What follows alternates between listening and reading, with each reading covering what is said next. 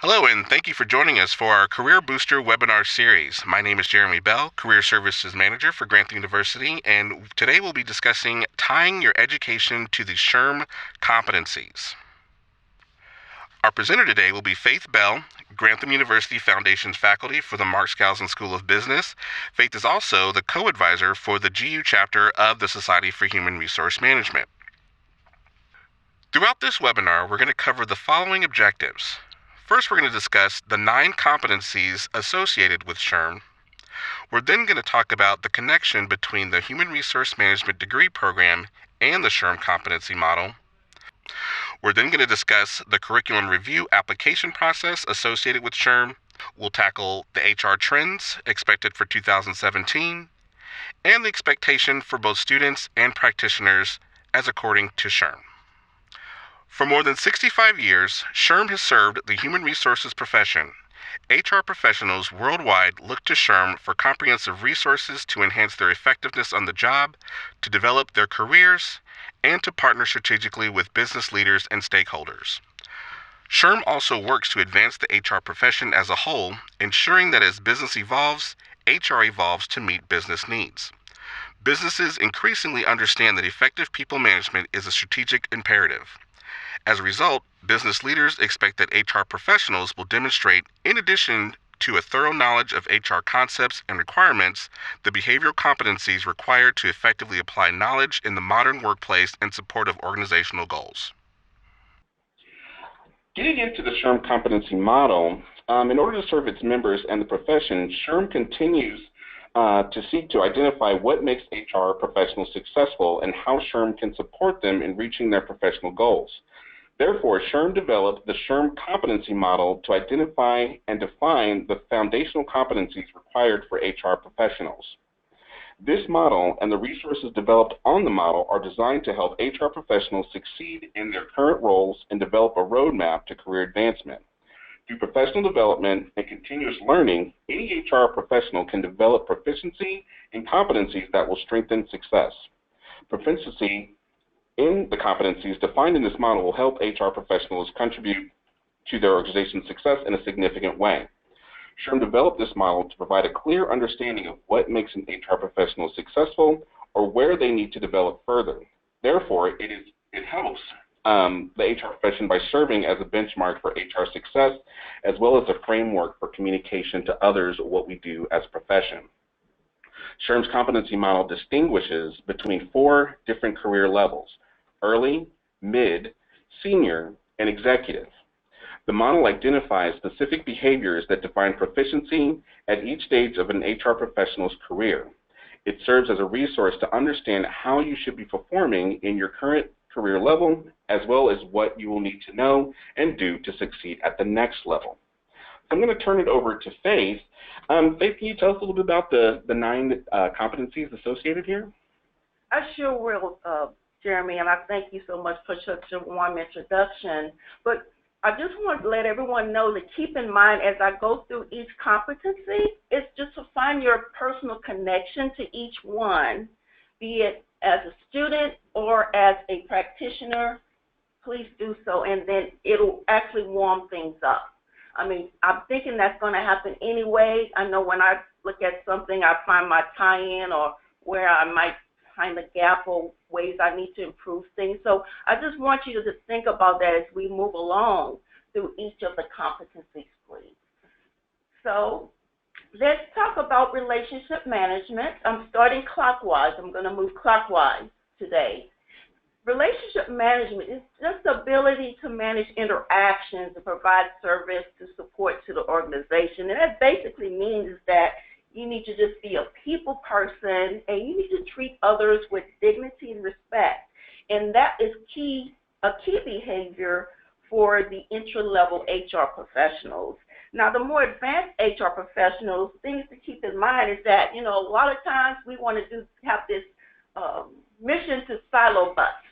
So for those advanced HR professionals, think in terms of just fostering a culture where you're going to support those intra-organizational relationships, and we're going to do some silo busting.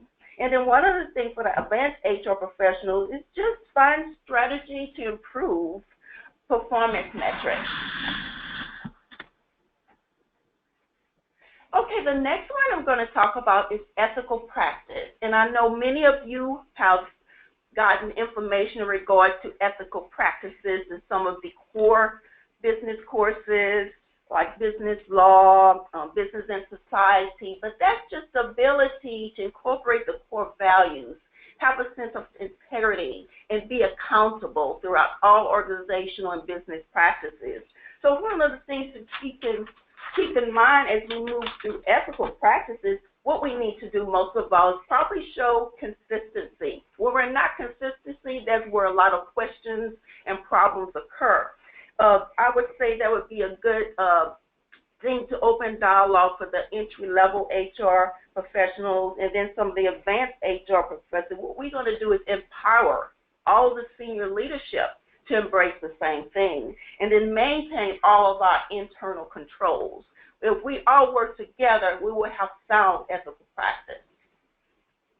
Okay, on the next one, HR expertise, HR knowledge, that is really our umbrella. That's the overall arching is what we need to keep focus on throughout our HR journey. And that's just having the knowledge of principles and having practices and functions for effective human resource management. This is our umbrella. This is where we demonstrate what we know and we show what we know, and we also think in terms of taking exams, for example, demonstrating we know what we've been talking about and what we've been sharing in the classroom as well as outside of the classroom. The next one, I really like this one. It's called business acumen. I know a few years ago when I was in the reserves, I had a reservist tell me he knew I was taking courses in HR, and he said, you know, one thing you need to keep in mind is that you really need to know your Excel. He said you really need to know that. And then I know on some job description it says, you know, be able to use, or during the course of an interview, sometimes they might ask the question, you know, do you know how to, what is your experience with working with pivot tables?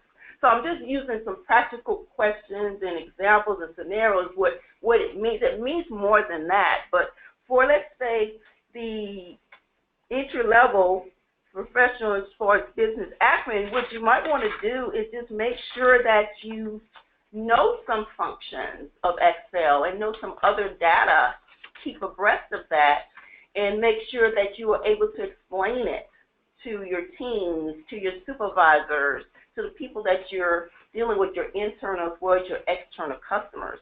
You know, when they say on the descriptions, have sound business acumen, those are some examples that you can share that you've performed, be it in the classroom or outside of the classroom. And then the other thing to this, you know, you need to have the ability to contribute to the overall strategic plan.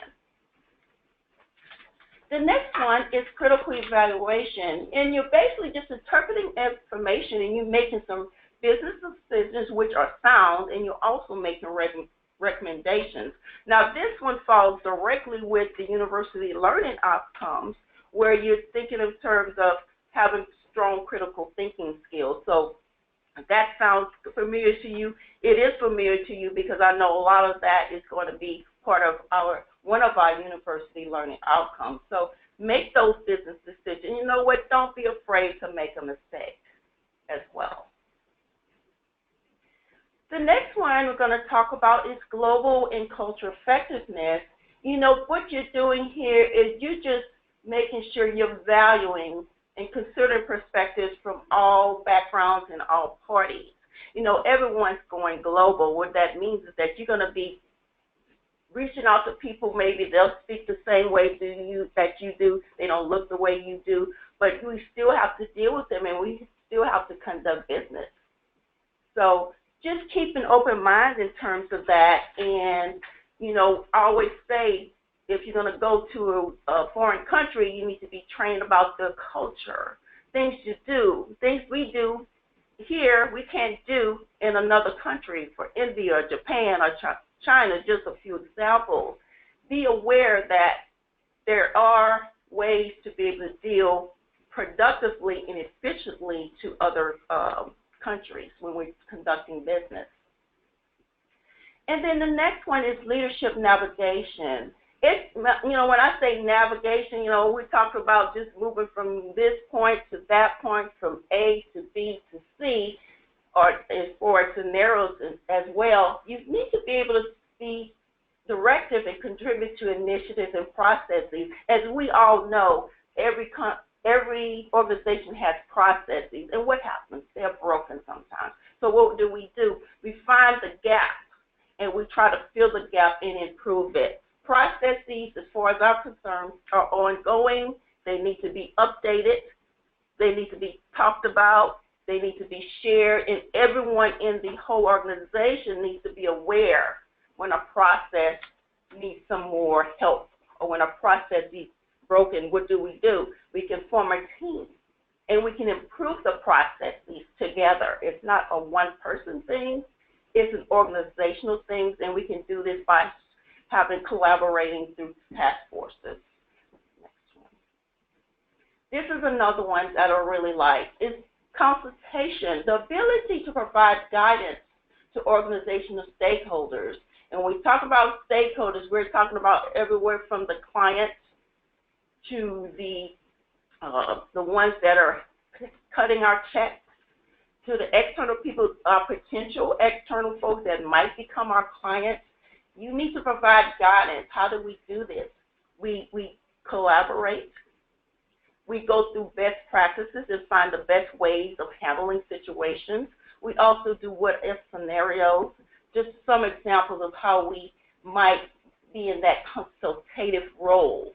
Because you know, as an HR practitioner, they will be looking to you, and they can be anyone, and you need to be ready. And if you don't have the answer, you need to what? Research, find out best practices, bring it back to the table, and convince them and have them buy in to what you think is best.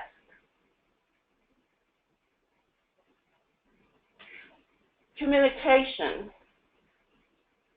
exchanging information, that's across all areas. Everyone has to communicate. Now, a few years ago, we asked the question, what do our newly graduates need to have in order to succeed? Is that they need to be good communicators. And how do you become a good communicator? You need to be a good listener. Leaders are good listeners. Good communicators also need to be good public speakers, because when it's all said and done, there will be a time when you will need to have a buy-in from your stakeholders, and you need to have your research. You need to have the best practices in place in order to have them render the best judgment based on what you communicated to them. Awesome, that's great information, Faith. So keeping those 9 competencies in mind, what is the connection between the SHRM's competency model and the human resource management program that we have here at Grantham University? Well, I'd like to say one word to that, and it's a direct link. Okay. We have a direct link to our academics to SHRM competencies. And what we do is that a couple of years ago, back in 2014, I was approached by a national SHRM professional to put in an application of our curriculum to see if we align with the national SHRM competency. So I did fill out the application and shared all the information that was asked me, the curriculum, the syllabi, the link to the BBA HRM. And once that was submitted, we had to wait, and they rendered their outcome, and they told us that our curriculum did align with the National SHRM competencies, and that was a 2-year alignment. So last year, 2016, the application was up for review again. Our curriculum was up for review. Now, during the course of that time, we had course reviews. We had curriculum development. We had probably some change up and updates of some of our coursework. So 2 years, we submitted the application on last year. The good thing about that, I had to do some mapping of all of the courses. That was new from the previous year. So they included a mapping element. And what I like about SHRM is that Just like we need to update our processes, they do the same thing. So I noticed, this time they asked that we mapped all of our coursework. So with that addition, it was sent. And the great news is that we were approved for alignment, but our alignment is through for 4 years instead of 2 years. So our alignment approval is through 2021.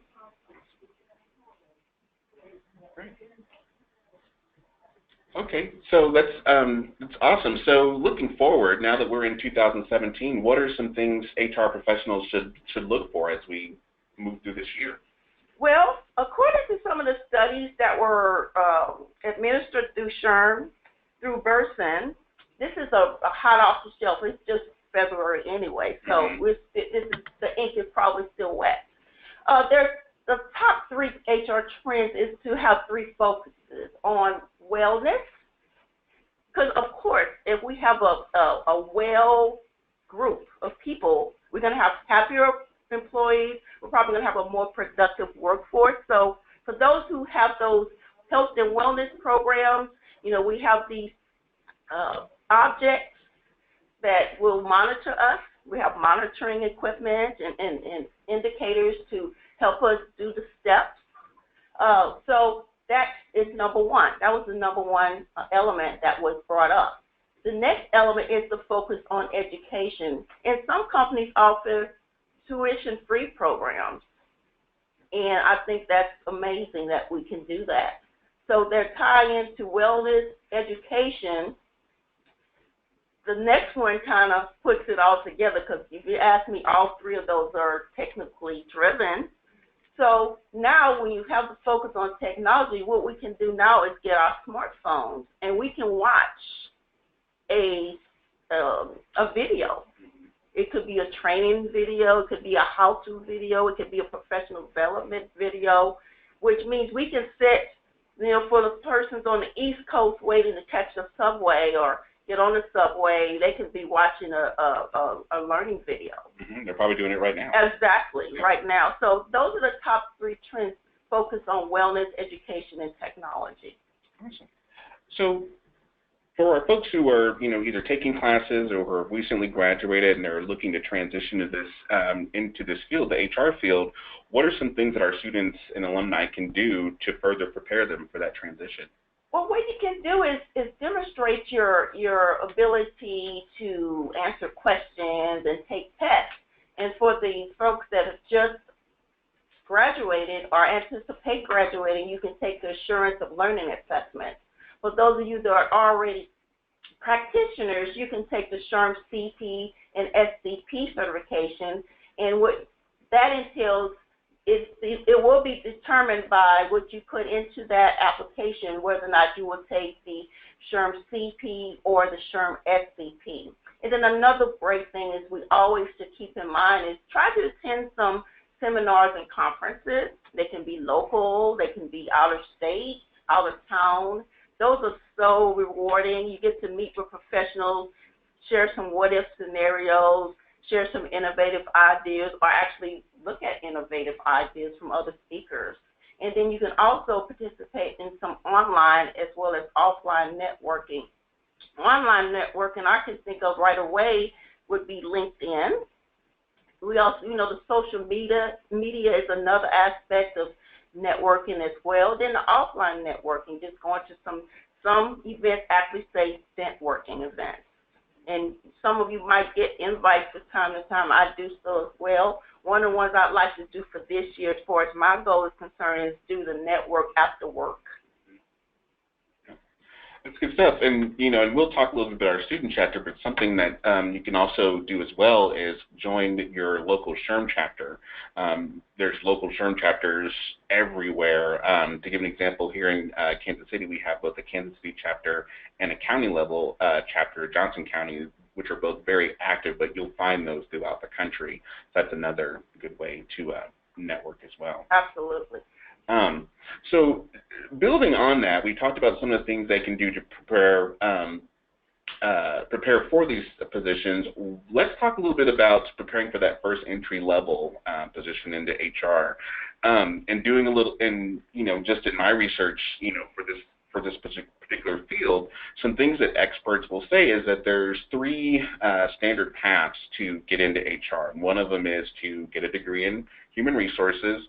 The other path is to get a degree in a similar field, maybe business, and then work towards some of the certifications that we mentioned earlier, like the SHRM CP and SCP, or the Assurance of Learning. And then the third is to build within a current role. So start with a role in an organization, maybe operations or any other departments, and then transition into an HR role that way. Faith, what are your thoughts on that as far as the different paths that our folks can take to get into HR? I'm not sure I can say there's a direct path. Sometimes you can get lucky and get a direct path into HR, but for those who have military backgrounds and have those quasi-HR functional positions, you can probably go into another area in the company with the aspiration to getting into HR. So that way you won't lose your train of thought or your ideas. Oh, I'm not in HR yet, but an indirect path and eventually get into HR is still a way to get what you want. And then build relationships. There's nothing better than to tell everyone what your ideas and goals are as far as where you want to be in HR. And people can help direct you to your path. Don't be afraid to ask questions. Don't be afraid to make those informational calls to organizations. Because everybody's busy, but sometimes people like that little extra attention that they're getting from you. Sure. You probably looked at the website. If I really like what I saw on the website, I really like the culture I saw, and I aspire to be, working an HR role. What can you tell me? What can I do from this point? People surprisingly will take a few moments to speak with you. Be a business person. In other words, be someone that is trustworthy, and be someone that is transparent, and be someone that's willing to listen to others. Manage your expectations. In other words, keep an idea of what you want to do, even if you have to write it down. If you check one goal off, what is the next thing you need to be focused on? No one's going to manage that for your. No one's going to do that for you. You have to do that for yourself. So you really have to empower yourself to manage what you want in the terms of what you need for an entry-level job in HR. Awesome. Thank you. Okay. So as I mentioned before, networking is definitely key, and we definitely invite our students and alumni to take part in Grantham University's SHRM student chapter. This is another great way to gain more knowledge in the HR field, and we're currently working on lots of great things for the upcoming year, both webinars like these and other ways to interact with each other. But it's a great way for those who are working to connect that experience and the academic perspective that you have and tie those two together, which we've been discussing today. Our goal is definitely to encourage, folks to get into the field of HR, because it is a very exciting career with lots of opportunity. And it's another great way to network and collaborate with your fellow students and faculty. So we definitely invite everyone to join us, and we'll have information available for those who are looking to take part in this opportunity. But I also wanted to let you know, and some of you may have already received a message about this, but we do have openings still available on our Executive Council, and those positions include our Vice President, Director of Communication and Technology, our Director of External Relations, and our Director of SHRM Student Organizational Compliance. So those positions are still available. So if you have questions about those, you can contact Faith or myself, and our contact information will be listed here shortly. But Faith, I wanted to ask you, so considering future members of the Executive Council, what are some things you're particularly looking for? Well, I do like the idea that you should have some prior leadership experience. I really wouldn't want anyone to kind of feel their way through those executive level positions. I think that would be rather awkward to do so, but you can transfer leadership experience. It's just the way you might describe yourself. Right. I think it's a confidence thing as well. And then what I like is be a champion for change. Not settle for status quo. Because right now we're in change mode right now. We're probably in change mode than ever this year. So I want to see champions for change in this next group. And I also want to see folks that are proactive as well as innovative thinkers. And it's always great to be a good listener. Good points. Okay, and as I mentioned, if you have interest in joining SHRM as a member or as a member of our Executive Council, our contact information is listed here. You can contact Faith or myself, and we're both here at Grantham University, so feel free to contact us anytime. And I also wanted to introduce a couple special guests we have real quickly. Dolores Pritchland, who has recently joined our Executive Council as Secretary, and Janine Britton, who has joined us as our Director of Membership. Do you want to say hi real quick? Hello, everybody. Okay. All right, thanks, ladies. And so that concludes our presentation for today. I was just checking online real quick to see if we have any questions. And I don't have any right now, so we're going to go ahead and wrap up. But again, if you have, I'm going to just go back here real quick and show you this slide one more time. But if you have any questions at all, feel free to contact Faith Bell at either 913-309-4770 or fbell@grantham.edu, or you can contact myself, Jeremy Bell, at 913-309-4660. or jbell@grantham.edu. And recordings of this session will be made available soon, so be on the lookout for those. But again, feel free to contact us, or you can contact Career Services directly at 1-800-955-2527, extension 173, and we'll be glad to help you. But that'll conclude our presentation for today, and we thank you. Thank you.